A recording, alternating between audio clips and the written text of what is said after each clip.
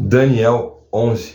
Terminei Daniel 10 aí lendo o primeiro versículo de Daniel 11. Vou reler para vocês aqui. Eu vou reler ali o trecho ali só para contextualizar, porque é uma história só. Daniel tá aí, um homem que teve várias experiências sobrenaturais, né? Visões e um cara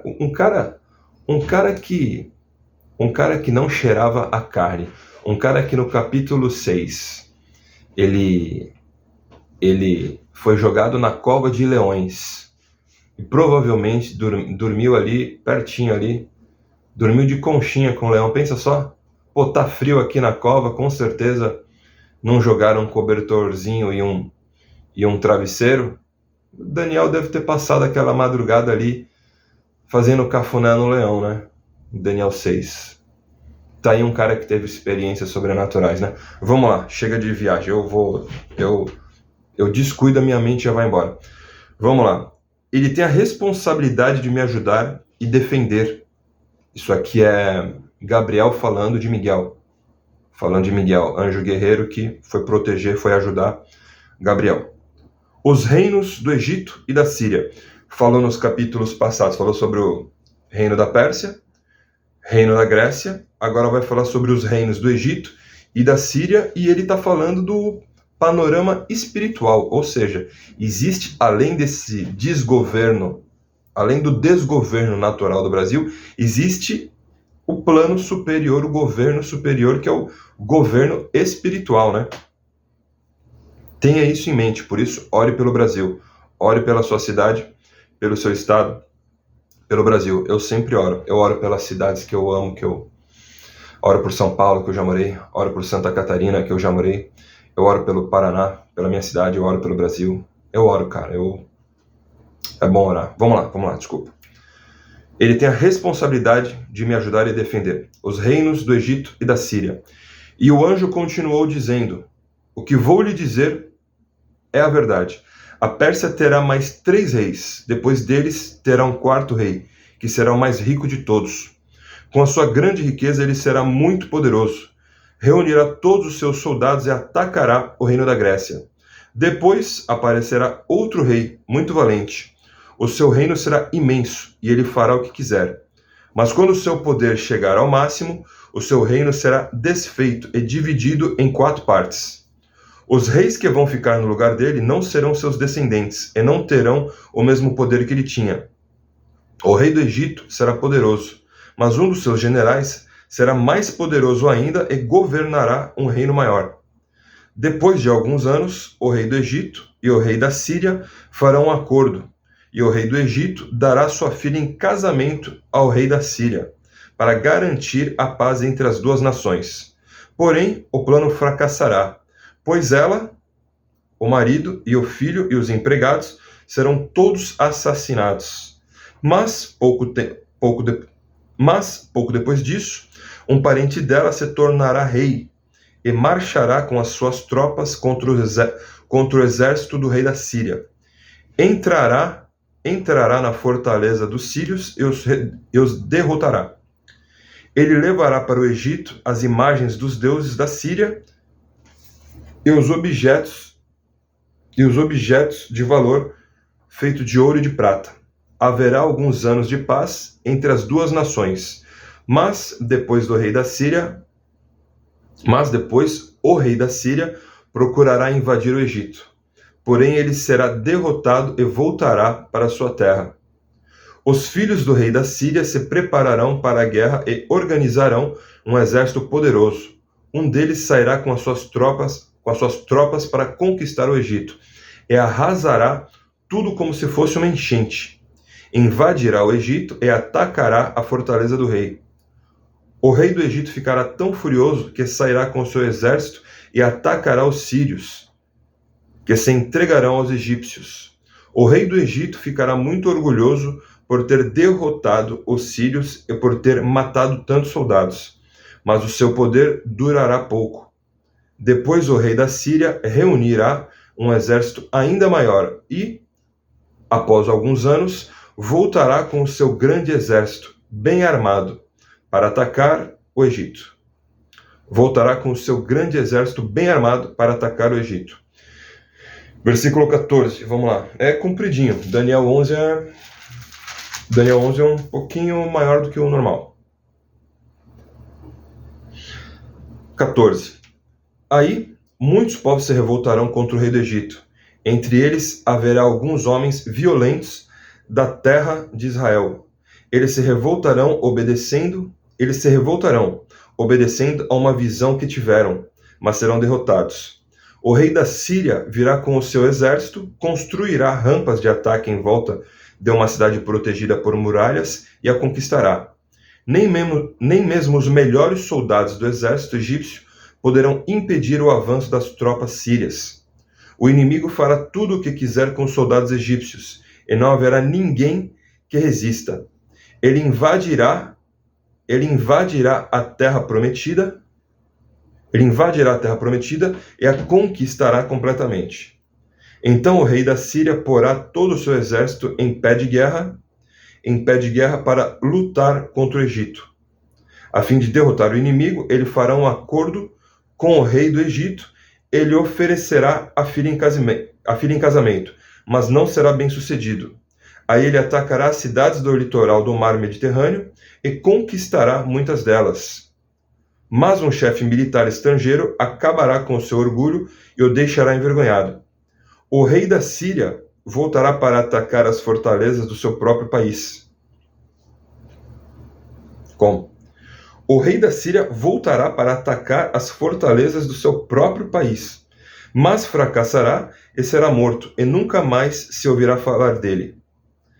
Em lugar dele, reinará outro rei, que mandará um oficial para cobrar impostos a fim de enriquecer o seu reino. Logo depois, esse rei será morto, mas isso não acontecerá no campo de batalha. O seguinte rei da Síria será um homem muito mau, que não terá direito de ser rei, mas ele disfarçará as suas más intenções e com intrigas conquistará o poder. Ele derrotará todos os exércitos inimigos e matará o grande sacerdote. Enganará os que fizeram acordo com ele. Enganará os que fizerem acordo com ele. E mesmo com um pequeno exército, ele se tornará cada vez mais poderoso. Atacará de surpresa as províncias mais ricas do país, e nelas fará coisas terríveis. Que os seus antepassados nunca fizeram. Repartirá com seus soldados as riquezas, os bens, os objetos de valor que caírem nas suas mãos. E por um pouco de tempo, ele fará planos para atacar as fortalezas do país. Confiando no seu poder e na sua coragem, ele marchará com o seu grande exército contra o rei do Egito. Este sairá para a batalha com seu exército grande e poderoso, mas não vencerão, pois será traído pelos seus próprios conselheiros que o levarão à desgraça. O seu exército será derrotado e muitos dos seus soldados serão mortos. Então dois reis terão um encontro e dirão mentiras, cada um procurando prejudicar o outro.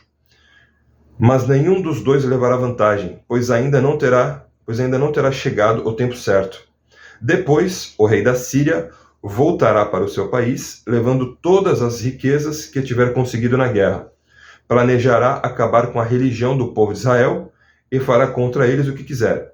Depois voltará para o seu país.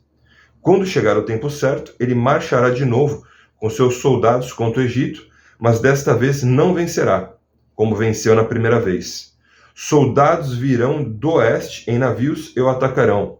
Desesperado, ele desistirá da luta e, cheio de fúria, atacará novamente o povo de Israel, fazendo com eles o que quiser. Desta vez ele seguirá o conselho dos judeus que abandonaram a sua religião. Mais uma vez o povo desvirtuando, né? Dessa vez ele seguirá o conselho dos judeus que abandonaram a sua religião. Os seus soldados profanarão o templo, acabarão com sacrifícios diários e colocarão no templo o grande terror. O grande terror é uma oferta nojenta, né? Já falou em outros capítulos, oferta nojenta. Tem um deles, talvez seja isso aqui, eu não tô ligando as coisas, mas tem um momento lá que o cara coloca um porco, que era um animal que não era sagrado e tal. É uma longa história lá dos negócios lá, eu não lembro que parte que tá. Mas enfim, vamos lá. Os soldados profanarão o templo, acabarão com os sacrifícios diários e colocarão no templo o grande terror. Por meio de bajulação, o rei ganhará o apoio dos judeus que abandonaram a sua religião. Mas aqueles que amam a Deus ficarão firmes e combaterão o rei. Mestres sábios aconselharão o povo, mas por algum tempo serão mortos à espada ou no fogo, ou serão mandados para fora do país como prisioneiros, ou perderão todos os seus bens. Durante esse tempo de perseguição, o povo de Deus receberá a ajuda de alguns, mas muitos os ajudarão só por interesse próprio. Alguns dos mestres sábios serão mortos, mas isso será um meio de purificar e aperfeiçoar o povo de Deus. Isso continuará até chegar ao fim, no tempo marcado por Deus.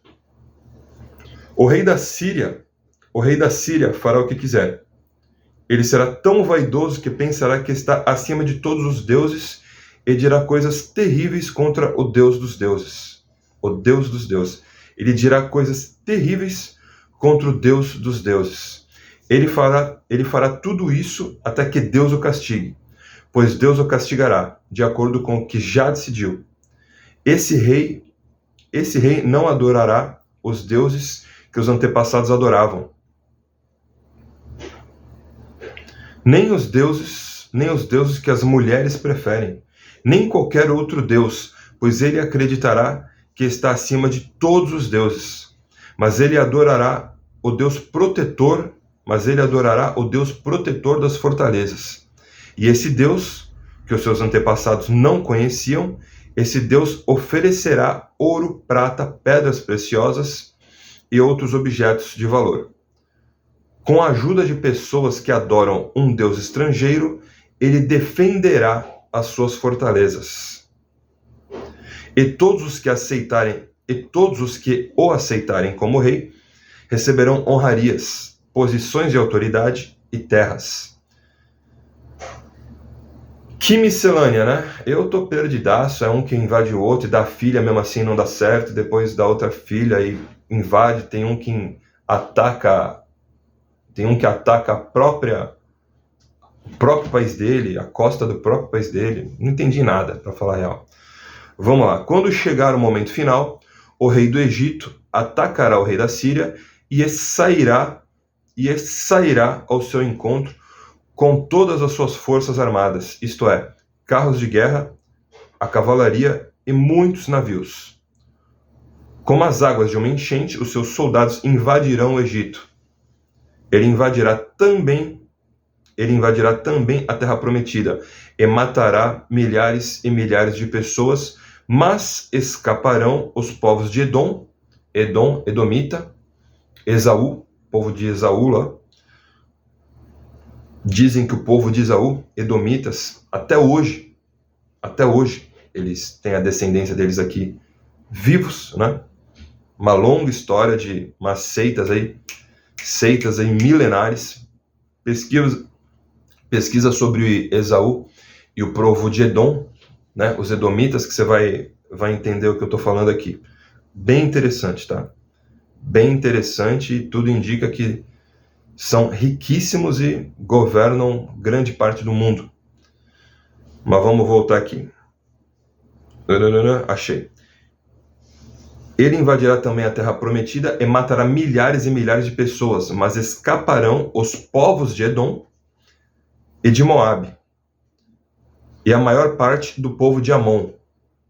Edom é o povo de Esaú, pessoal. Moabita e Amonita, né? Moabe e Amon são as filhas de Ló. filhas de Ló que tiveram ali um incesto, né? As filhas embebedaram o pai e tiveram relação com o pai, Ló, e fizeram esses povos amaldiçoados aí, né? Porque Deus não se agrada dessas imoralidades, né? Triste, triste demais.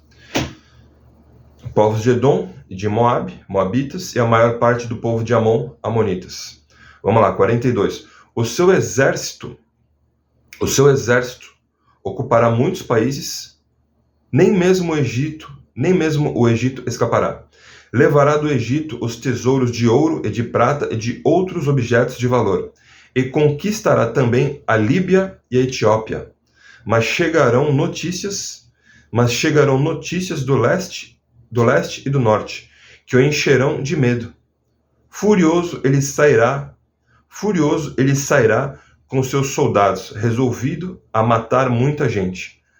Armará o seu acampamento entre o mar Mediterrâneo e o lindo monte sagrado, mas morrerá, e não haverá ninguém para socorrê-lo. E eu não faço ideia, terminamos aqui Daniel 11, e eu não faço ideia de quem seja esse rei aqui, e esses reinos, e um que invade outro. É muita coisa, eu não sei, tá? Eu vou baixar uma pregação sobre Daniel 11, escutar algum teólogo me explicando aqui, porque eu boiei, tá? E você faz o mesmo aí, tá? Porque eu não sei te explicar muita coisa sobre Daniel 11. Fechou, pessoal? Que Deus abençoe vocês. Bora pro último vídeo de Daniel 12. E curtíssimo, bem pequenininho, só 13 versículos. Deus abençoe vocês. Bora lá.